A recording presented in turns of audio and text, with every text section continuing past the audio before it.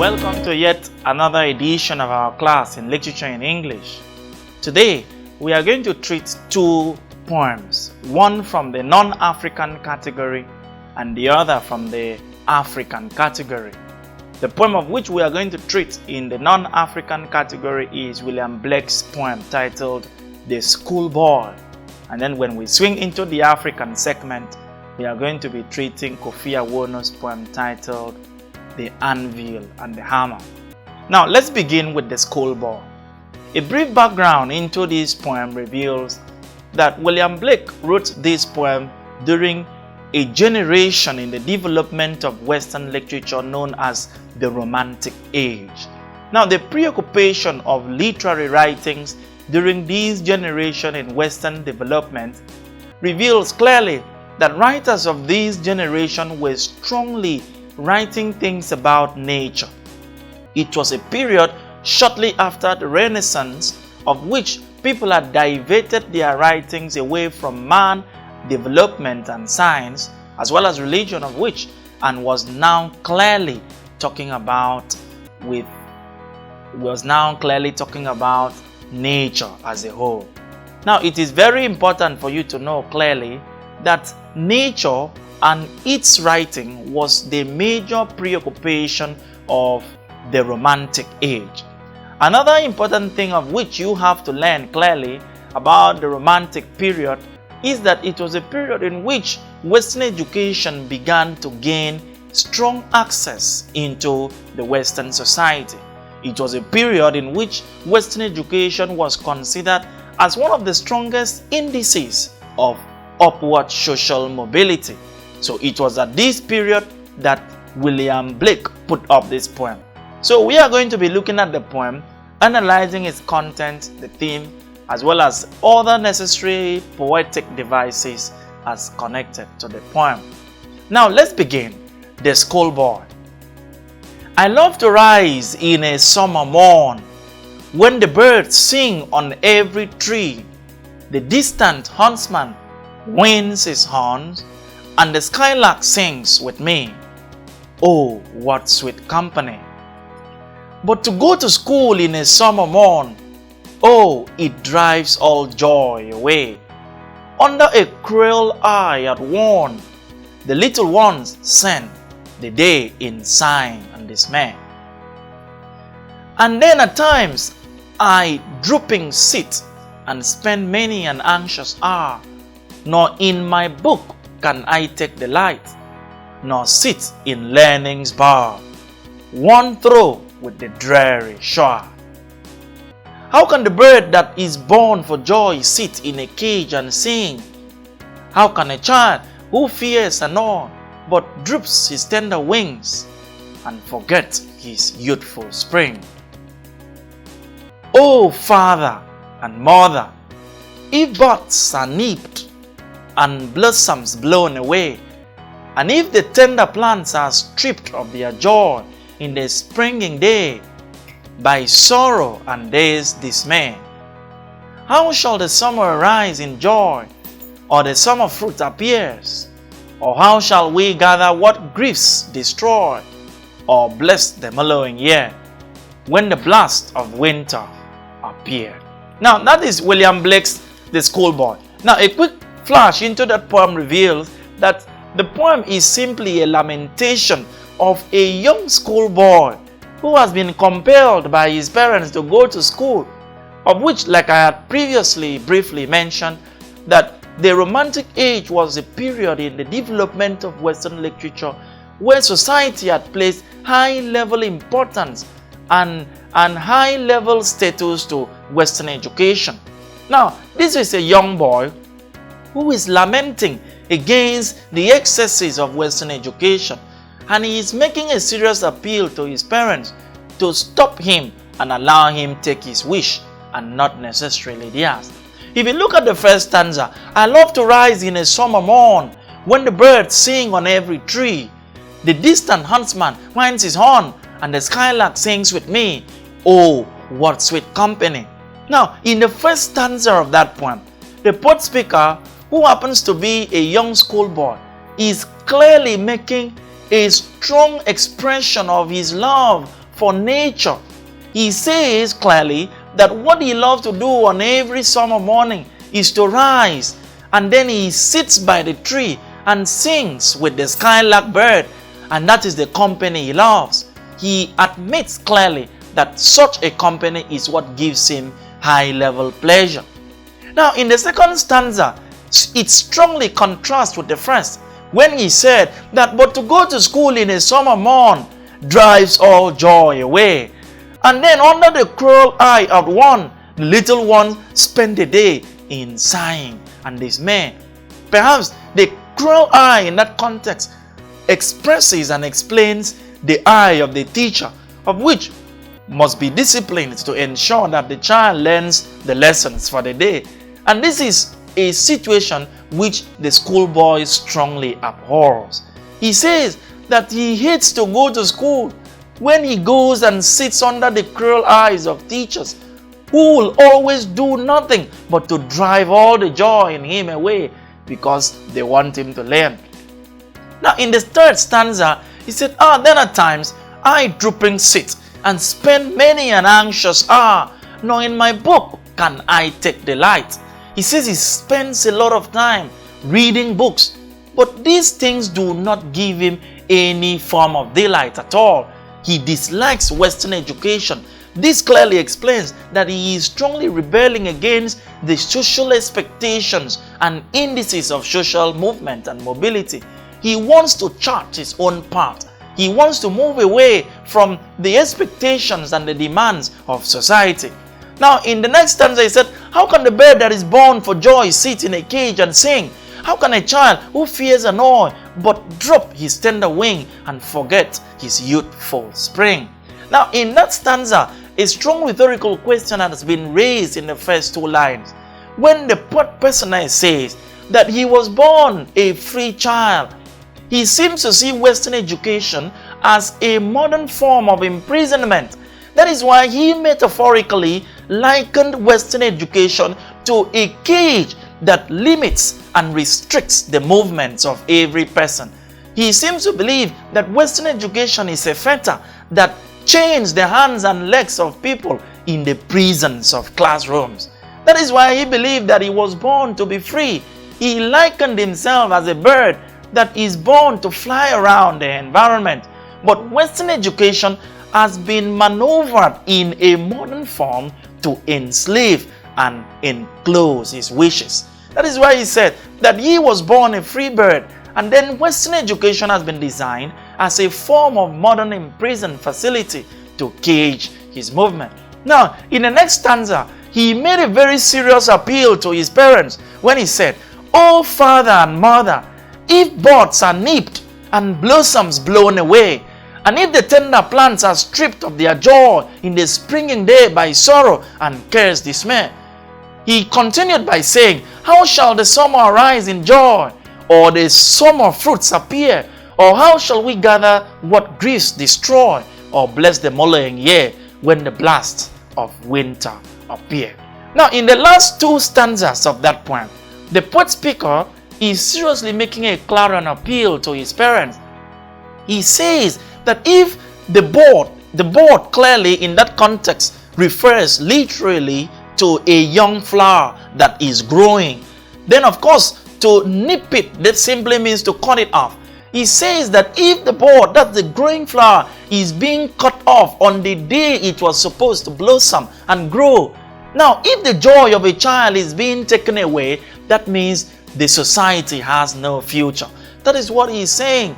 He is seriously making an appeal to his parents not to cage him in the demands of Western education.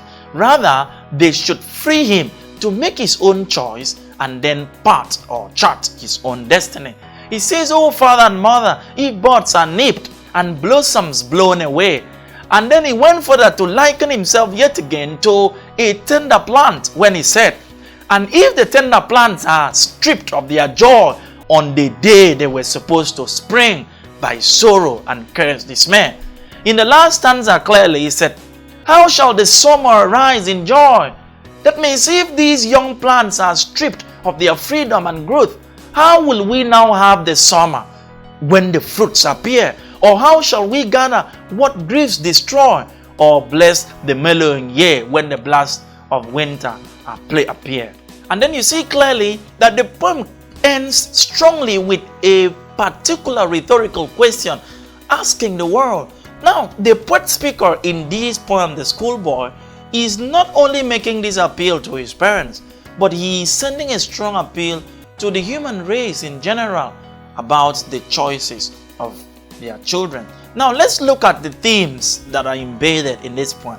The first is a quest for fulfillment in nature. Now, that is a strong thematic concern in this poem. The poet speaker is having so much pleasure and satisfaction in finding himself around nature and natural environment. For this poet speaker, joy lies in the closeness to nature and not necessarily the expectations of society in the classrooms or the four walls of any university. So this poet speaker is seriously having this quest, this desire to spend so much of his time and life around nature. The second theme is the beauty and splendor of nature. Now, the poem seriously chronicles a very strong relationship between nature and man, and also the beauty and splendor of nature. In a very large extent, this poem clearly discountenances satisfaction in any other thing other than nature and its splendor. Now, if you go to the first stanza of that poem, the poet speaker clearly admits that the only thing that gives him joy is to arise in every summer morning and then have a close time with nature, where the hunter will be hunting from a distance and where the skylark bird will be singing. All these things are what this poet speaker admitted gives him so much satisfaction. And you will clearly understand that this was the strong preoccupation of the Romantic writers. The third is formal education in the classroom is a form of imprisonment. Formal education in the classroom is a form of imprisonment. Clearly, if you go to the second stanza of that poem, you will see where this theme is coined from. He said, but to go to school in a summer morn, oh, it drives all joy away. Under a cruel eye at one, the little ones spend the day in sighing and dismay.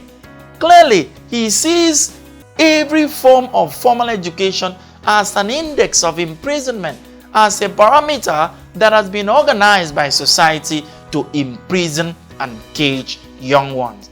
That is why this poem captures that very strong theme, that formal education is an index or a part of imprisonment. Now, if you go into the fourth stanza, this will also buttress the theme of the imprisonment of formal education. He said, how can the bird that is born for joy sit in a cage and sing? How can a child who fears annoy but droop his tender wing and forget his youthful spring? He simply sees, he likened formal education like a prison of which is designed to thwart and possibly block the destinies and achievements of young people. Now, the fourth theme is the loss of childhood euphoria. Now, if you clearly look at the tone of the poet speaker, this young boy is sounding disappointed. He is sounding melancholic. He is sounding in a way that suggests that his euphoria for childhood has been completely taken away by the desires of his parents. Now, the poem, The Schoolboy, simply pictures the contrast and conflict of interest. The first is the interest of a young boy, and the second is the interest of his parents. Now, the poem reveals again that these two interests contrast with each other. That means it is most likely impossible for these two interests to be materialized at the same time. So we see this young child sounding very lamenting, sounding very melancholic. He sounds as though everything about his beauty, about his happiness has been completely ripped off by the interest of his parents, which is Western education. So clearly, This is strongly supported when he was making a strong clarion appeal to his parents not to allow him go to school, rather to allow him spend a lot, if not all of his time, around what gives him so much pleasure, and that is nature. So this child has completely lost his euphoria. He has lost his childhood interest. He has lost that beauty, that happiness of which is always embedded in every child as he grows up. Now let's look at this question as regards this poem. The rhyme scheme employed in every stanza of William Blake's poem, The Schoolboy, is A, A, B, A, B, A, B, A, B, B, A, B, C, A, B, C, A, B, and then D is A, B, A, B, B. Now let's quickly go back to the poem just to carefully pick the answer in a way that you will understand. Now if you look at the first stanza, the last word in the first stanza of that poem is mourn, and that is A. The last word in the second line is tree, and it doesn't rhyme with mourn, so that's B. And then we get to the third word, horn. It rhymes with mourn, that's A. And then we have me, of which it rhymes with tree, and that is B. And then the last word is company. How you will agree that it agrees with me and tree. So that is A, B, A, B, A. Now let's go to the next stanza. The last word there is mourn, that's A. Away is B. Outworn, it rhymes with mourn, that's A. Then day, away, that's B. And then we have dismay, of which it rhymes with mourn. So that is another A, B, A, B, A. Now let's go to the third stanza. The last word there is sit, sit. The second one is R, sit, R, that's A and B. Then we have the light, sit, the light, and that's another A. Then we have bar, R, bar, and that's B. Then we have shower, that's another B. So that's A, B, A, B, B. Now let's go to the next stanza. The last word is joy, that's A. Then sing is B, joy, sing, A and B. Then we have annoy, it rhymes with joy because of the oi sound, which is the diphthong. And then we have wing, it rhymes with sing, that's another B. And then we have spring, it rhymes with wing. So the rhyme scheme there in that stanza is A, B, A, B, B as usual. Now in the last stanza of which we see clearly nipped, A, away, B, stripped, another A, day, B, and then we have dismay, which is B.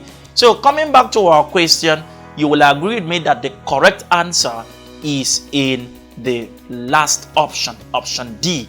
So the correct answer is A, B, A, B, B. And you have seen that all the stanzas in that poem has that particular rhyme scheme. Now let's move into another poem in the African category of which we have mentioned, and that is Kofi Awono's poem titled The Anvil and the Hammer. Now let me explain these two instruments, of which it will constitute an insight into the understanding of our poem. Now we all know what a hammer is. It is a mechanical or a technical instrument that is used to drive in nails into a wood or metal, as the case may be. It can also be used as a form of smashing or destroying anything that is within its power. Now the anvil, on the other hand, is simply a flat-topped metal material that is used to blend metals. I believe that if you have seen a tinker working before, tinker, T-I-N-K-E-R, a tinker is an itinerant mender of pots and kettles. Now, if you have seen this person working before, you will notice that he moves with two major instruments, and that is the anvil and the hammer. Now, the anvil is always a supportive metal instrument of which perhaps the pot will be placed on it, and then the hammer is used to smash the pot. So you will see clearly that the anvil receives the instruments to be mended, whereas the hammer is smashing or striking on the instrument.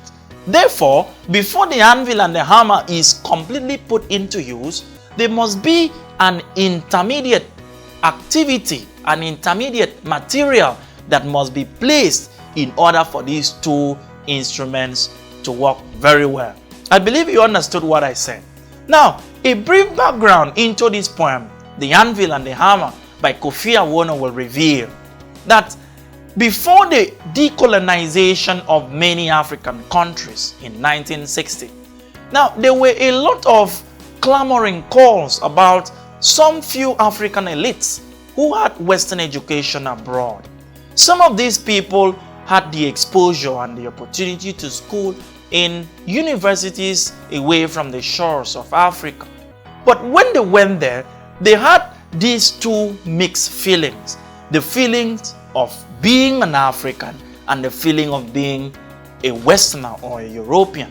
Now, having returned from having these Western studies and knowledge, they had in their environment the confusion of which way to go. The African man after colonization was a hybrid of both Western and African tradition. So many Africans were tilting towards the tradition of the West, while some others were still maintaining the status quo and enjoying their pride in the African culture. So it was a period of, if I should say, confusion.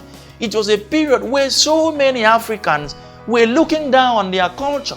Many Africans were thinking that the African culture is inferior or subordinate to the Western culture. The African man had been forged into a new person. He was an African by birth, and he has been exposed to Western life, and then he becomes in a state of flux or mix, whether to claim the nature of an African man or a Western culture. So it was upon this background or against this background that Kofi Awono put up this poem, The Anvil and the Hammer. Now, in applying these sensibilities, you will see that the anvil there is simply the African culture, metaphorically, whereas the hammer is the Western culture. Then the material that is used or that suffers in between the anvil and the hammer is simply the African man. And then let's see how this poet applies this metaphorical sense in the driving home of the poem. Now, clearly, if you look at this poem, you'll see that the poem shows this strong relationship about the African man and then the cultures of which he has been caught in between. Now, in the first stanza, the poet speaker says, "Caught between the anvil and the hammer, in the forging house of a new life, transforming the pangs that delivered me into the joy of new songs." In the second stanza, he says, "The trappings of the past, tender and tenuous, woven with fiber of sisal and washed in the blood of the goat in the fetish hut, are laced with the flimsy glories of paved streets. The jargon of a new dialectic comes with the charisma of the perpetual search on the outlaw's heel." Now, he went further to say, "So the old days for us, our fathers, that we can wear them under our new garment. After we have washed ourselves in the whirlpool of the many rivers estuary, we hear their songs and rumors every day. Determined to ignore these, we use snatches from their tunes to make ourselves new flags and anthems, while we lift high the banner of our land." In the last stanza, he says, "And listen to the reverberations of our songs in the splash and mourn of the sea." That is the anvil and the hammer. Clearly, now if you look at that poem, it clearly and is strongly tied to the background of which I had given you about the poem. In the first stanza, the poet speaker says, "Caught between the anvil and the hammer in the forging house of a new life." Now you see that the African man is likened metaphorically to be the material that is placed to function between the anvil and the hammer. And then in the process of being in this situation, the African man is forged into a new life. By this experience, The African man cannot really be a complete African and a complete Westerner or European. He is just a new person.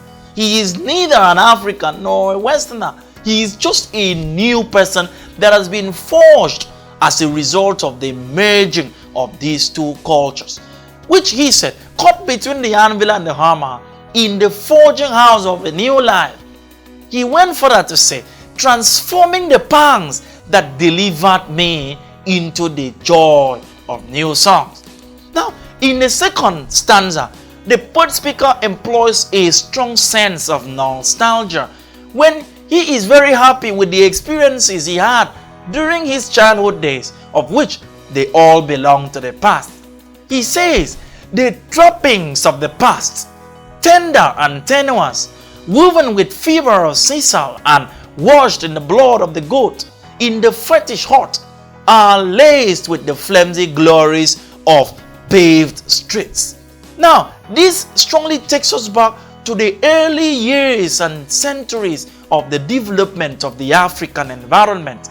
This is the environment of which the poet speaker is so much in love with. He loves those experiences.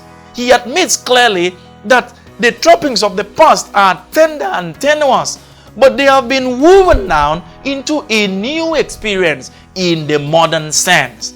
He talked about the paved streets. He talks about the flimsy glories.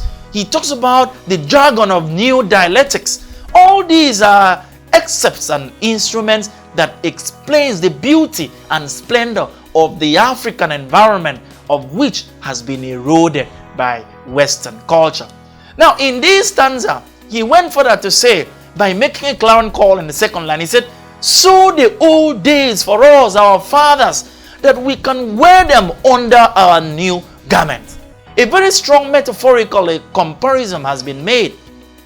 Having made a serious likeness and nostalgia for the past, he seems to know clearly that it is not possible for Africans to go back and live in that environment.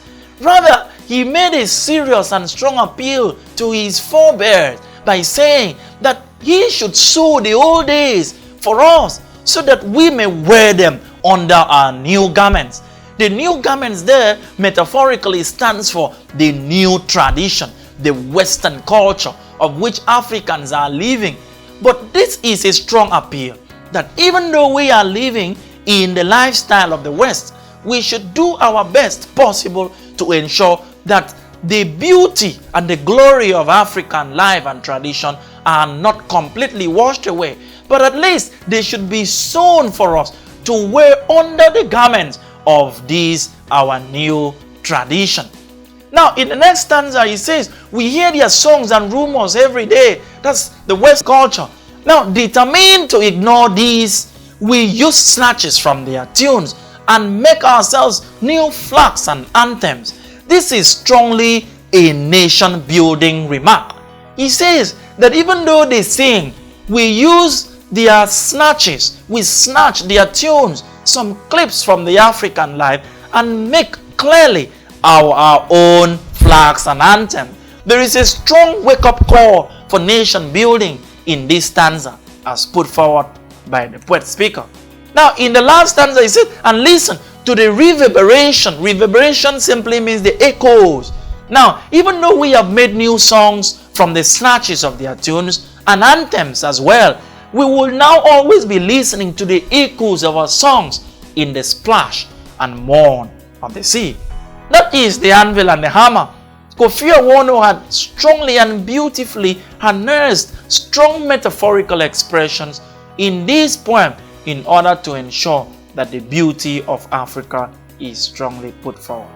Now, having looked at the thematic concerns and subject matter of the anvil and the hammer, let's look at the themes of this poem. The first is forceful fusion. Now, clearly, this is a strong thematic concern about the anvil and the hammer. Now, in this theme, forceful fusion, it is strongly tied to the revolving of the African man. We can see that the African man is forcefully fused out of both the African and Western culture. Now, the African culture has hosted Western tradition for many centuries. And after decolonization of African countries politically, there are strong remnants of these aspects of the foreign culture. So the African man has been forcefully, not willfully, forcefully into a new aspect of tradition and culture. Now, the second theme is the theme of nostalgia. Nostalgia, in the simple sense, simply means the longing for the past. When someone feels nostalgic, it simply means that there must have been some beautiful memories of which you had experienced in the past, and then you wish you could go back and enjoy those days. Now, we clearly saw in a stanza of this poem where the poet speaker was sounding very nostalgic. He says that the past has been so tender, so tenuous, and then he even went further to make an appeal to his fathers to sew those old days for him so that we can wear them under our new garments. So this is the beauty, this is the love. This poet speaker sounds nostalgic in this sense because he strongly wants to go back to the beautiful experiences and memories of the past. He talked about the paved streets. He mentioned the flimsy glories. The paved street there simply means those foot tracks, of which was a predominant feature of the geographical arrangement of African societies at the time. Now, the third theme there is the theme of nation building. Now, if you move to the fourth stanza of the poem, you clearly heard the poet speaker making a clarion call to people, the African people, by asking them to do what? To snatch anthems, snatch tunes from the anthems of the West and then make us new anthems. He talked about flags. He mentioned anthems. He said, make ourselves new flags and anthems while we lift high the banner of our land. That is a strong appeal for nation building, that even though Africans had experienced a Western lifestyle, that is not in any way an indication for Africans to completely abrogate and abandon their culture. Rather, we should pick snatches from their tunes and make our own anthems while we lift high the banner of our land. That is a strong appeal for nation building. Now, the last of which is the themes in this category is tradition and modernity. Now, you can see clearly that the poem simply features the development and movement from the traditional African setting to the modern African milieu. Now, when we talk about tradition and modernity as a strong theme in the poem, we simply mean that the poem features a hybrid of both elements of traditional Africa and elements of modern African societies.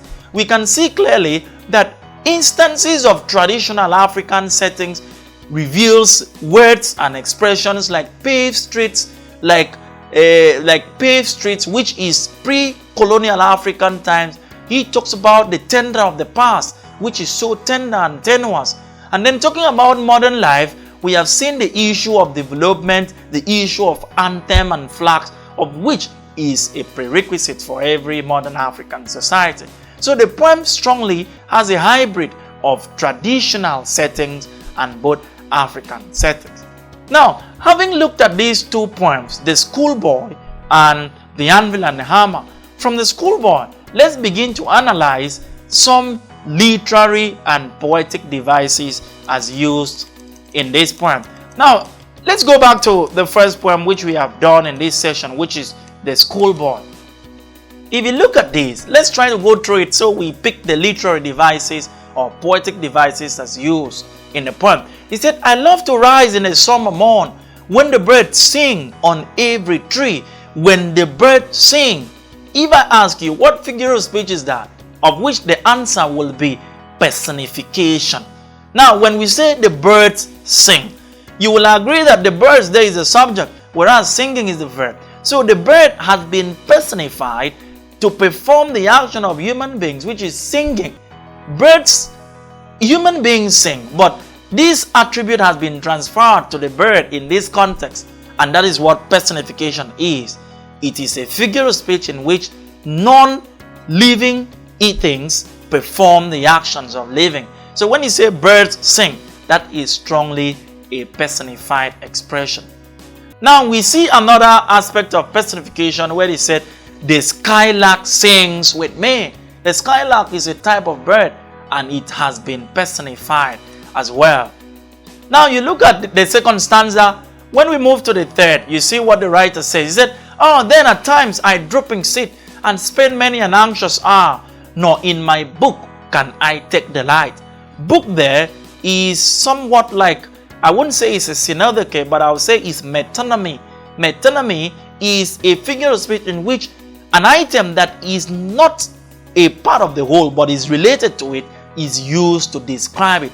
Book there is talking about Western education generally, but book has been used as a detached part of the whole to talk about it. So book there is talking about Western education. So that is metonymy. Now in this stanza we can see a strong rhetorical question here when the poet speaker says, how can the bird that is born for joy sit in a cage and sing? That is a rhetorical question. A rhetorical question is that figure of speech which raises a question of which an answer may not be required. These questions are only raised to express emotions. They are raised to express concerns. They are also raised to put up a topical issue. Rather, they are not expected to be answered. And that is what we saw there. How can the bird that is born for joy sit in a cage and sing? That is a rhetorical question. Now, we see clearly, he said, oh, father and mother, if birds are nipped and all that, you could see clearly that is a strong rhetorical question. And we even see another one here. How shall the summer rise in joy or the summer fruits appear? That's a rhetorical question. Or bless the mellowing year when the blast of winter appear. All these are aspects of rhetorical question. Now, if you move into the second stanza yet again, you see this third line that says, under a cruel eye outworn. Cruel eye. That's another example of personification, because the eye there has been personified to be cruel. Cruel means wicked. He said under a wicked eye. So the eye there has been personified as though it was a human being and it is performing the actions of humans. Then I, of course, on some level will be talking about synecdoche, because that is a part of a whole, which is the human body. We can see clearly that the eye is talking about the eye of the school teacher. So that part has been used to talk about it.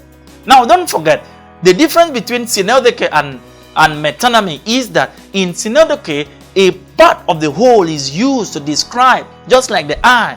But in metonymy, something that is related to the whole, like book, which is related to education, is used to describe it. Now let's quickly run into our second poem and try to see the literary devices that are used. Now, the first and the most popular literary and poetic device that has been used in the poem is embedded in the title, which is the anvil and the hammer. We have said clearly that the anvil is metaphorically talking about the African culture, which is the receiving culture, just like the anvil. But the hammer is strongly metaphorically talking about the Western culture, which is the offensive culture, just like the hammer. So the strong metaphors are used there, and we can see so many elements of metaphor that are used in this poem. Let's begin to look at them. We talked about the trappings of the past, which talks about the previous or the pre-colonial African societies. Now we've talked about so the old days for us, our fathers. So the old days. The old days, they talks about pre-colonial African life, of which it is strongly metaphorical. We have seen also aspects of metaphor, the use of flags and anthems, which signifies the national identity of a country. and then that strongly ties to the nation of Africa as a whole. Now, having looked at these two poems, one from the non-African category, which is the Schoolboy by William Blake, and then the Anvil and the Hammer by Kofi Awono, it is my strong belief that you must have had a serious understanding of these two poems, not only in the subject matter, but the themes as well as the necessary poetic devices as used. I am pleased to host you today. Thank you for watching and look out for our next session.